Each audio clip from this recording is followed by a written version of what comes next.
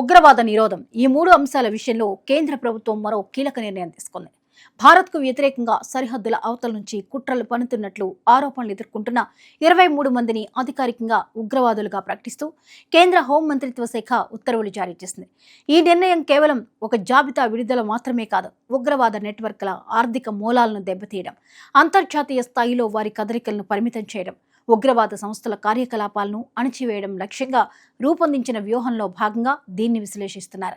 ఒక వ్యక్తిని ఉగ్రవాదిగా ప్రకటించడం అంటే దాని వెనుక ఉన్న చట్టపరమైన, దౌత్యపరమైన, భద్రతాపరమైన ప్రభావాలు చాలా పెద్దవిగా ఉంటాయి.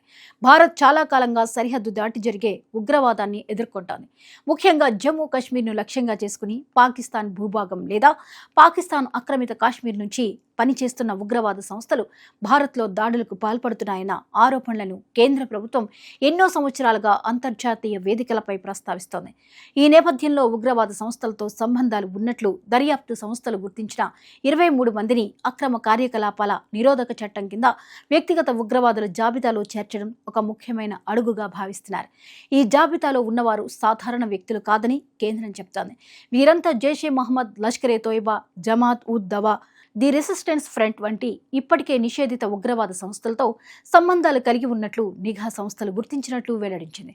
వీరిలో 17 మంది పాకిస్తాన్ పౌరులు కాగా 6 భారతీయులున్నారని పేర్కొంది. ప్రస్తుతం వీరిలో చాలా మంది పాకిస్తాన్ లేదా పాకిస్తాన్ ఆక్రమిత జమ్మూ కాశ్మీర్ ప్రాంతాల్లో ఉండి భారత్కు వ్యతిరేక కార్యకలాపాలు నిర్వహిస్తున్నట్లు కేంద్రం చెబుతోంది. ఇక్కడ ఒక కీలక అంశాన్ని అర్థం చేసుకోవాలి. గతంలో భారత్ ప్రధానంగా ఉగ్రవాద సంస్థలను మాత్రమే నిషేధించేది. కానీ 2019లో యుఏపీఏ చట్టానికి చేసిన సవరణల తర్వాత వ్యక్తులను కూడా నేరుగా ఉగ్రవాదులుగా ప్రకటించే అధికారాన్ని కేంద్ర ప్రభుత్వానికి కల్పించారు. అంటే ఒక సంస్థను నిషేధించకుండానే ఆ సంస్థ కోసం పనిచేస్తున్న వ్యక్తిని నేరుగా ఉగ్రవాదిగా ప్రకటించవచ్చు. ఈ చట్ట సవరణ తర్వాత అనేక మందిని ఈ జాబితాలో చేర్చారు. ఇప్పుడు మరో 23 మంది చేరడంతో ఈ చర్యలకు మరింత ప్రాధాన్యం లభించింది. ఈ వ్యక్తులపై ఉన్న ఆరోపణలు కూడా తీవ్రమైనవే. కేంద్రం ప్రకారం వీరు కేవలం సిద్ధాంత ప్రచారం మాత్రమే చేయడం లేదు. డ్రోన్ల ద్వారా ఆయుధాలు, మందుగుండు సామాగ్రిని సరిహద్దులు దాటి భారత్లోకి పంపించడం, కొత్త ఉగ్రవాదులను రిక్రూట్ చేయడం, వారికి శిక్షణ ఇవ్వడం, టెర్రర్ ఫైనాన్సింగ్కు నిధులు సమీకరించడం, జమ్మూ కాశ్మీర్లో భద్రతా బలగాల కదలికలపై సమాచారాన్ని సేకరించడం, స్థానిక నెట్వర్క్లను నిర్వహించడం వంటి బాధ్యతలు కూడా నిర్వహిస్తున్నట్లు దర్యాప్తు సంస్థలు పేర్కొంటున్నాయి. ఈ జాబితాలో ఉన్న కొందరికి గతంలో జరిగిన ప్రధాన ఉగ్రదాడులతో సంబంధాలు ఉన్నాయని కూడా కేంద్రం చెబుతోంది. ముఖ్యంగా 2016లో నగ్రోటా ఆర్మీ క్యాంప్పై జరిగిన దాడి, 2022లో జమ్మూలోని సుంజ్వాన్ ప్రాంతంలో భద్రతా బలగాలపై జరిగిన ఉగ్రదాడుల్లో వీరి పాత్ర ఉన్నట్లు దర్యాప్తుల్లో తేలిందని పేర్కొంది. ఈ ఆరోపణలు కోర్టులో చట్టపరమైన ప్రక్రియలకు లోబడి పరిశీలించబడాల్సి ఉన్నప్పటికీ జాతీయ భద్రతా దృష్ట్యా కేంద్రం వీరిపై కఠిన చర్యలు తీసుకోవాలని నిర్ణయించింది. జాబితాలో ఉన్న పేర్లను పరిశీలిస్తే జైషే మహమ్మద్కు చెందిన మసూద్ ఇలియాస్ కశ్మీరీ, మహమ్మద్ ముసాదిక్, ముఫ్తీ మహమ్మద్ అస్గర్ ఖాన్, హఫీజ్ అబ్దుల్ షకూర్ వంటి పేర్లు ఉన్నాయి. అలాగే లష్కరే తోయిబాకు చెందిన ఫిర్దౌస్ అహ్మద్ భట్, హరూన్ రషీద్ గనాయ్, బిలాల్ అహ్మద్ మీర్ వంటి వ్యక్తులను కూడా కేంద్రం ఉగ్రవాదులుగా ప్రకటించింది. అల్ ఖైదా, ఐసిస్ వంటి అంతర్జాతీయ ఉగ్రవాద సంస్థలతో సంబంధాలున్నట్లు ఆరోపణలు ఎదుర్కొంటున్న మహమ్మద్ షాహిద్ ఫైజల్ పేరు కూడా ఈ జాబితాలో ఉంది. అయితే ఈ ప్రకటనతో అసలు ప్రయోజనం ఏంటి? ఒక వ్యక్తిని ఉగ్రవాదిగా ప్రకటించడం వల్ల వెంటనే అతన్ని అరెస్ట్ చేయడం సాధ్యం కాకపోవచ్చు. ముఖ్యంగా అతడు విదేశాల్లో ఉంటే భారత చట్ట అమలు సంస్థలకు ప్రత్యక్షంగా చర్యలు తీసుకోవడం కష్టమవుతుంది.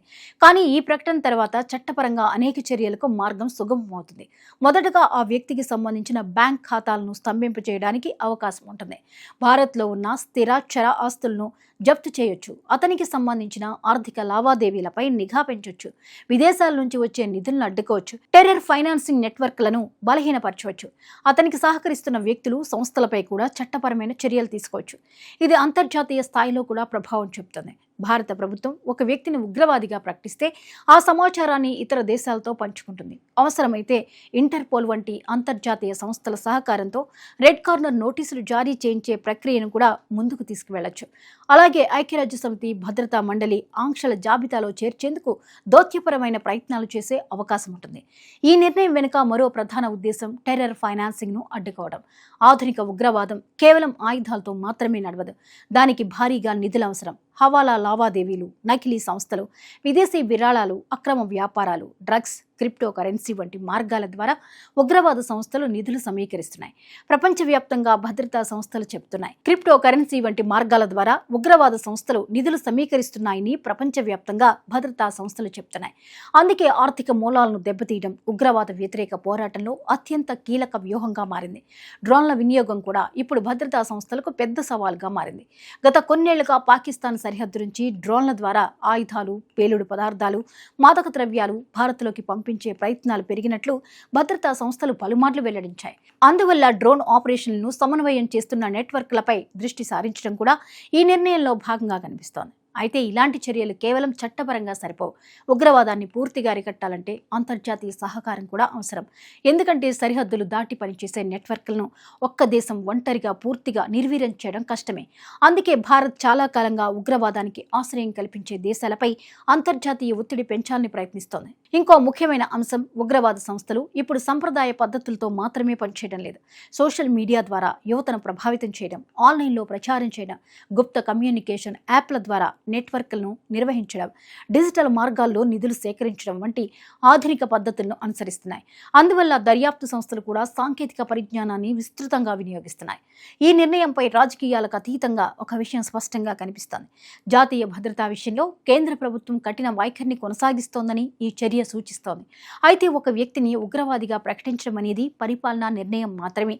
ఆ వ్యక్తిపై ఉన్న ఆరోపణలు, ఆధారాలు, తదుపరి చట్టపరమైన చర్యలు ఆయా న్యాయ ప్రక్రియలకు లోబడి కొనసాగుతాయి. మొత్తంగా చూస్తే 23 మందిని ఉగ్రవాదులుగా ప్రకటించడం అనేది కేవలం పేర్ల జాబితా విడుదల కాదు. ఇది ఉగ్రవాద నెట్వర్క్ల ఆర్థిక మూలాలపై దాడి, అంతర్జాతీయ సహకారానికి పునాది, సరిహద్దు దాటి జరుగుతున్న కుట్రలను అడ్డుకునే వ్యూహం, టెర్రర్ ఫైనాన్సింగ్ ను బలహీనపరిచే ప్రయత్నం, అలాగే దేశ అంతర్గత భద్రతను మరింత బలోపేతం చేసే చర్యగా విశ్లేషించబడుతోంది. ఇక ఈ నిర్ణయం తర్వాత దర్యాప్తు సంస్థలు చేపట్టే చర్యలు, అంతర్జాతీయ స్థాయిలో జరిగే పరిణామాలు, ఉగ్రవాద నెట్వర్క్లపై చూపే ప్రభావం, ఇవన్నీ రాబోయే రోజుల్లో మరింత స్పష్టంగా కనిపించే అవకాశం ఉంది.